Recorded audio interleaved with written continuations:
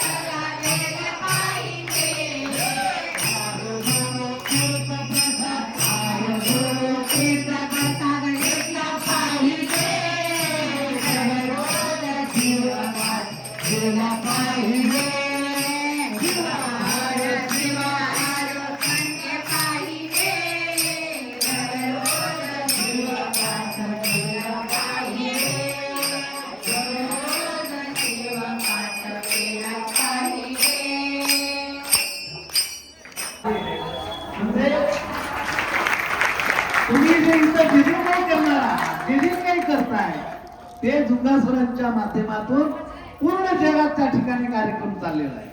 अमेरिकेमध्ये सुद्धा आपल्यातली जी लोक आहेत त्यांच्यापर्यंत आता हा कार्यक्रम गेलेला आहे। सांगायचं तात्पर्य सज्जनो, हा कार्यक्रम यशस्वी कीर्ती अवधाऱ्यानं आपल्याला भरभरून टाकायचा आहे। आणि सगळ्यात महत्वाची गोष्ट म्हणजे कळसाचा कार्यक्रम आणि लिंगस्थापनेचा कार्यक्रम आहे। या कार्यक्रमाला ज्यांचा ज्यांचा हातभार लागत ध्यानात घ्या, ते अमर होऊन जाणार आहेत।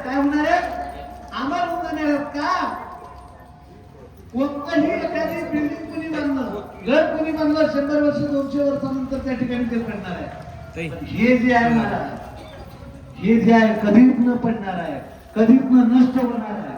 त्यामध्ये साक्षात भगवान ओंकारेश्वर भगवान या ठिकाणी 6 तारखे दिवशी विराजमान होणार आहे. आणि या ओंकाराची असणारी ही साक्षात्कार तुमच्या हाताने इथं राहिली सज्जन हो, ही युगानुयुग चालणार आहे. ही 1-2 दिवसाचं नाही, ध्यानात घ्या. ही 1-2 दिवसाचं काम नव्हं, ही 1-2 वर्षाचं नव्हं, ही 1-2 युगाचं नव्हं, युगानुयुग. कधी बसले की त्या विठ्ठलाला तिथे पंढरपुरामध्ये युग 28 वर्षाचं किती युग झाली की आतापर्यंत तसली 28 किती युग गेली की आता अमर क्षेत्र ते झालं तसं महाराज आज अमर क्षेत्र असणार हे इथं होणार आहे. आणि याची प्राण प्रतिष्ठा तुमच्या हातात होणार आहे. म्हणजे तुम्ही साधे नाहीत, लक्षात घ्या. तुम्ही साधे नाही, तिथपर्यंत तुम्ही जिवंत राहणार आहोत. कुणाच्या तर हातानं या असणारे भगवान शिवाची ओंकारेश्वराची पूजा होत राहणार आहे नेहमी. आणि त्या पूजेला कारणीभूत तुम्ही ठरताय.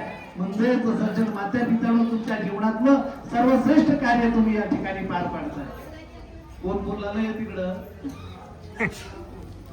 ही असणारी आनंदाची जी नदी आहे, मला जसं न्हायला लावली तसं तुम्हाला